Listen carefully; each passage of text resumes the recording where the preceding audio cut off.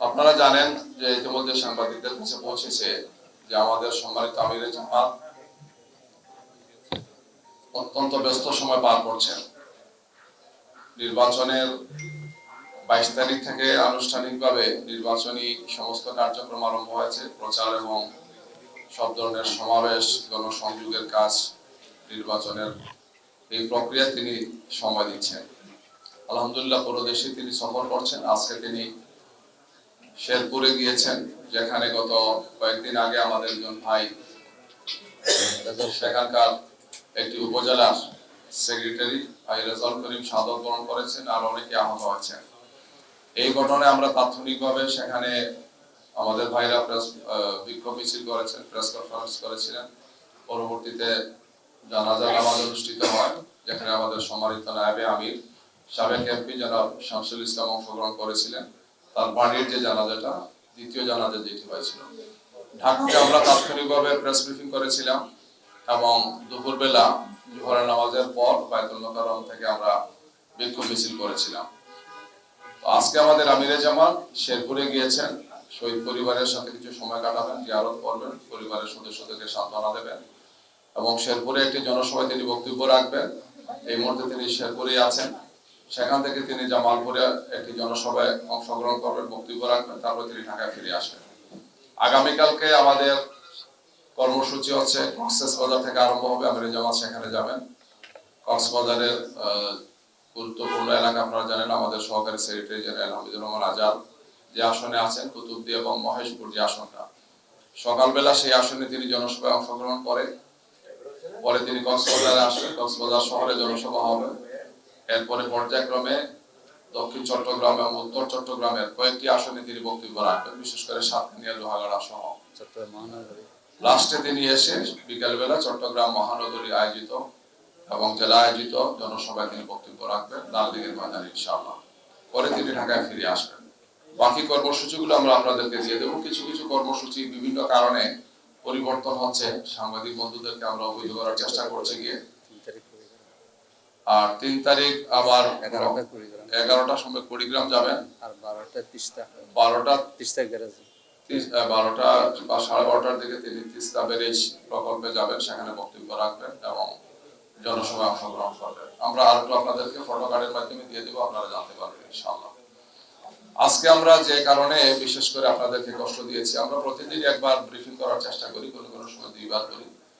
আজকে আমাদের একটা টিম, আমরা ইসিতেও যাব, 3টার সময় ইসিতে আমাদের একটা সাক্ষাৎ আছে, সেখানে আমরা কিছু ব্রিফিং করব। সেই টিমে আমাদের মূলত কেন্দ্রীয় মহিলা জামাত যেটা আছেন, আমাদের মহিলা বিভাগীয় নেতৃবৃন্দ সহ আমরা সেখানে যাব। মাননীয় ইসি মহোদয়ের সাথে আমাদের মিটিং আছে, সেখানে আমরা প্রেস ব্রিফিং করব। সেটা সাম্প্রতিক সময় মহিলাদের উপর, নারীদের উপর যে অত্যাচার নির্যাতন হচ্ছে, হামলা হচ্ছে, তাদেরকে নাজেহাল করা হচ্ছে, এই বিষয়টি স্মারকলিপি প্রদান করব এবং একই সাথে সেখানে আমরা আমাদের বক্তব্য পেশ করব। আজকের এই প্রেস ব্রিফিং এর মূল উদ্দেশ্য হচ্ছে, আপনারা জেনেছেন যে ইতিমধ্যেই আমাদের সম্মানিত আমিরে জামাতের যে টুইটার অ্যাকাউন্ট এক্স, যেটা নতুন হয়েছে না, সেই টুইটার অ্যাকাউন্ট অত্যন্ত ষড়যন্ত্রমূলক ভাবে কে বা কারা সেটা হ্যাক করেছে। আমরা গতকালকে এই বিষয়টি অবহিত হয়েছি 5টার দিকে বেলা। হওয়ার সাথে সাথেই আমাদের এই সম্পর্কিত যে টিম, তারা খোঁজখবর নিয়েছেন, প্রয়োজনীয় পদক্ষেপগুলো নিয়েছেন এবং বলা যায় যে পুরো রাত আমাদের এই সংক্রান্ত বিভিন্ন তথ্য উপাত্ত, কে করেছেন, কিভাবে করেছেন, এই সমস্ত বিষয় আমরা জানার চেষ্টা করেছি। যারা এই চক্রান্ত করেছেন, মনে হচ্ছে যে তারা কয়েকদিন থেকেই এই প্রস্তুতি নিয়েছেন, কারণ এই টুইটার অ্যাকাউন্ট সহ আমিরে জামাতের এবং আমাদের কেন্দ্রীয় নেতৃবৃন্দের বা শীর্ষ নেতৃবৃন্দের ফেসবুক অ্যাকাউন্ট এবং টুইটার অ্যাকাউন্ট, যারা যে টিমটা আমাদের দেখেন, আমরা দেখেছি যে এই কাজের সাথে কিছু লোক জড়িত, বোঝার চেষ্টা করেছি এবং এখানে একটা গভীর ষড়যন্ত্র আছে। বাংলাদেশ জামাত ইসলামীকে, আমিরে জামাতকে এবং আমাদের শীর্ষ নেতৃবৃন্দকে বিতর্কিত করার জন্য এটা হ্যাক করে তাদের নিয়ন্ত্রণে নিয়ে কিছু সময়ের জন্য তারা খুব খারাপ কিছু পোস্ট দিয়েছেন, আপত্তিকর কিছু পোস্ট দিয়েছেন এবং বোঝা যায় যে ঠাকুর করে কে আমি কলা খাই না, এই ধরনের একটা বিষয় আছে। তাৎক্ষণিকভাবে একদল লোক কিছু কর্মসূচিও দিয়েছেন, দেখেছেন আপনারা।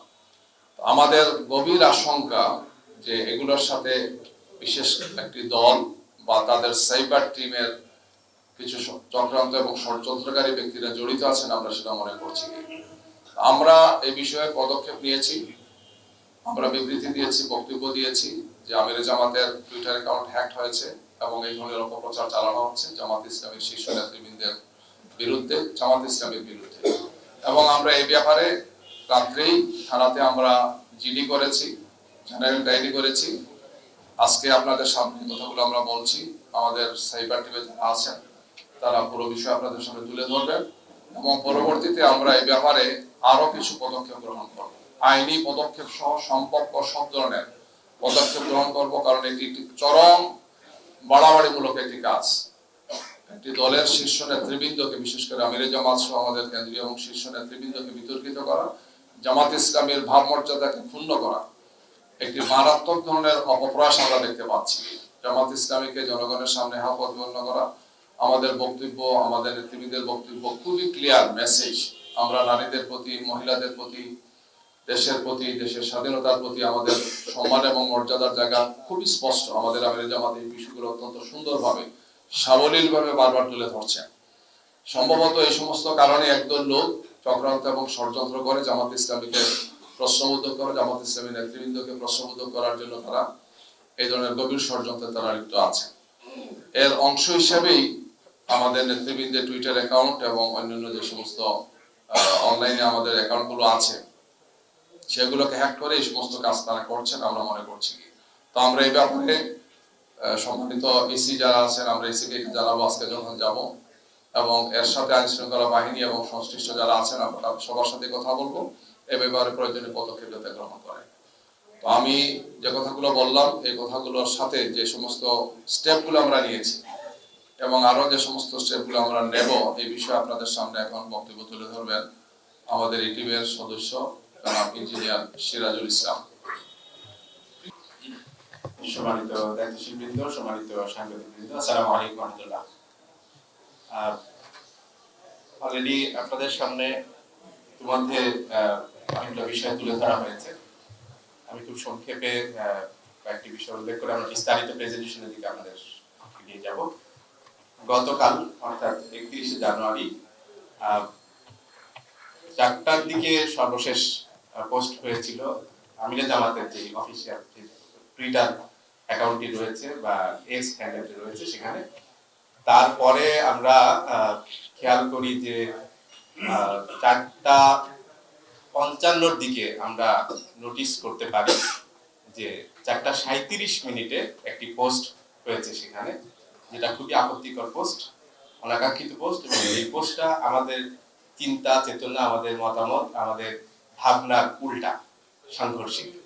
তো এই নোটিশে আমাদের আসার পরে সঙ্গে সঙ্গে যে টিমটা এই অ্যাকাউন্টটি পরিচালনা করেন তাদের সাথে আমরা কমিউনিকেট করেছি এবং তারা চেক করার মধ্যে দিয়ে তারা জানিয়েছেন যে আসলে এটা হ্যাক হয়েছে। এরপরে সেটার পূর্ণ নিয়ন্ত্রণ নেওয়ার জন্য আমাদের সাইবার সিকিউরিটি টিম বিশেষভাবে চেষ্টা করেছে এবং আলহামদুলিল্লাহ অল্প সময়ের মধ্যেই সেটাকে আমরা আমাদের পূর্ণ নিয়ন্ত্রণে নেওয়া নিজে সক্ষম হয়েছে। এরপরে আমরা সেটাকে 5:22 এটার ব্যাপারে রিজয়েন্ডার দিয়েছি, সেখানে অ্যানাউন্সমেন্ট দিয়েছি যে কি হয়েছিল এবং কি অবস্থায় এখন আছে। তো এই এবং আমরা এরপরে খোঁজার জন্য চেষ্টা করেছি কিভাবে করে এই ঘটনা ঘটলো, কোত্থেকে কিভাবে করে ঘটলো। বেশ কয়েকদিন ধরেই আমাদের বেশ কিছু আইডি পেজ যেগুলো রয়েছে, অর্থাৎ সোশ্যাল মিডিয়া যে সমস্ত প্ল্যাটফর্ম রয়েছে সেই জায়গাগুলোর উপরে সাইবার অ্যাটাকের জন্য অপচেষ্টা চলছে, আমরা এটা খেয়াল করতে পেরেছিলাম। সো আমরা এটা টোটাল বিষয়টা বোঝার জন্য চেষ্টা করেছি।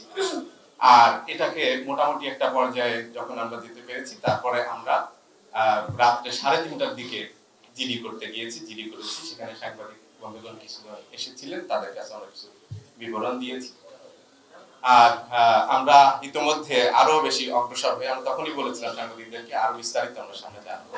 আমরা এখন মোটামুটি কমপ্লিট একটা প্যাকেজ কি কি হয়েছিল সেই জিনিসগুলো আমরা রেডি করতে পেরেছি, সেটা প্রেজেন্টেশন আপনাদেরকে দেখানো হবে ইনশাআল্লাহ। তো আমাদের এই যে শুধুমাত্র আমাদের এই টুইটার অ্যাকাউন্টই নয়, একই সাথে আরেকটি ফেসবুক পেজের কন্ট্রোলও তারা নিয়েছিল। তো সেটা বিস্তারিত এখনই বলা হবে। তো আমরা যেটা আশা করছি সেটা হলো যে আমরা ইনশাআল্লাহ এই জাতীয় যত অপতৎপরতা যারা চালাবে তাদেরকে আমরা ফেস করতে পারবো। আমরা সত্য বিজয়ের জন্য কাজ করি। আমরা আমাদের যে পজিটিভ কাজগুলো রয়েছে, দেশের প্রতি মানুষের প্রতি যে কমিটমেন্টগুলো রয়েছে, সেগুলো আমরা তুলে ধরার জন্য চেষ্টা করি। তো আমাদের এই কাজগুলোতে আমাদের সাথে প্রতিদ্বন্দ্বিতা করতে চাইলে, প্রতিযোগিতা করতে চাইলে ভালো কাজের মধ্য দিয়ে প্রতিযোগিতা আসা উচিত।